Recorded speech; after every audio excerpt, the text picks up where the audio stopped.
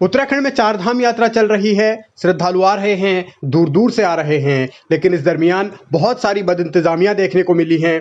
चाहे यात्रा रूट पर हो या फिर धाम में हो, हर जगह अव्यवस्थाओं को लेकर सवाल उठे हैं। धामी सरकार और उनकी टीम की नाकामी उजागर हुई है और इसी नाकामी के बीच जब पर्यटन मंत्री राज्य से बाहर हों, वो दुबई में हों, तो इस पर भी सवाल उठना लाजमी है। सतपाल महाराज इन दिनों दुबई के दौरे पर जब गए तो उसके बाद से सियासी बखेड़ा खड़ा हो गया, सवालों की बौछार शुरू हो गई। हालांकि महाराज का अपना नजरिया है और वो अपने तौर तरीके से उत्तराखंड के प्रचार प्रसार की बातें दुबई से ही कह रहे हैं और लोगों को न्योता दे रहे हैं। उत्तराखंड में आपको हिमालय की चोटियों से लेकर गंगा, यमुना, सरयू सारी नदियों का आपको लाभ मिलेगा। और हमारे चार धाम यात्रा के अंदर भगवान बद्री विशाल, भगवान केदारनाथ, गंगा और यमुना, ये सारी नदियां हमारे यहाँ स्थित हैं।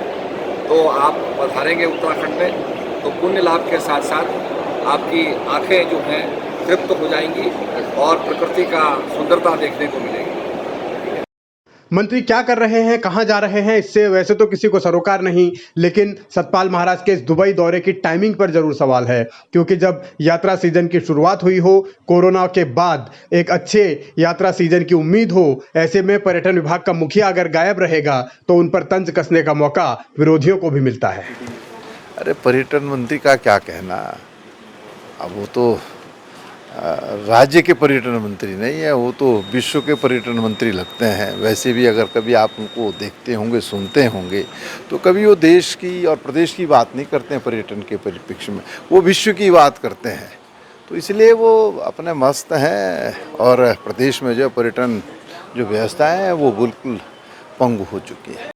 पर्यटन मंत्री उत्तराखंड से ही नहीं बल्कि देश से भी बाहर हैं, तो ऐसे में उनकी भूमिका क्या है, क्या वो करना चाहते हैं, इसको लेकर विपक्ष जरूर हमले बोल रहा है, सवाल उठा रहा है। लेकिन जब बदइंतजामी की पोल खुली और अव्यवस्थाएं चारों धामों में फैली तो फिर धामी की भी नींद टूटी। उन्होंने दो मंत्रियों धन सिंह रावत और सुबोध उनियाल की ड्यूटी दो अलग अलग धामों में लगाई है। बद्रीनाथ भेजा गया है उनियाल को और धन सिंह रावत को भेजा गया है केदारनाथ। इसके बावजूद विपक्ष हमलावर है, सवाल एक के बाद एक दाग रहा है।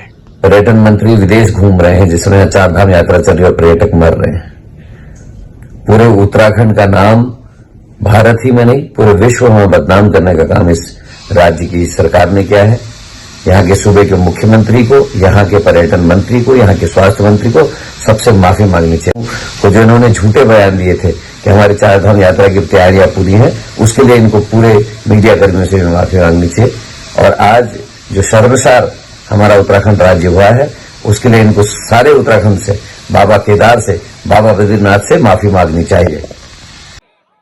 यात्रियों को लगातार परेशानियां हो रही हैं। इससे साफ है कि सरकार ने जो इंतजाम किए थे या सरकार की जो तैयारियां थी वो सब खोखली थी, अधूरी थी। और इस बीच जब राज्य के पर्यटन मंत्री ही राज्य से गायब हो जाएं तो उन पर निशाना जरूर साधा जाएगा। और शायद धामी ने भी यही मान लिया है कि सतपाल महाराज नाकाम हैं। यही मसला हरीश रावत भी उठा रहे हैं और हरीश रावत ने भी सोशल मीडिया के जरिए पूछा है कि क्या मुख्यमंत्री ने यह मान लिया है कि पर्यटन मंत्री चारधाम यात्रा को सुचारू करने में असफल हो गए हैं, जिसकी वजह से दो अलग अलग मंत्रियों को जिम्मेदारी देनी पड़ी।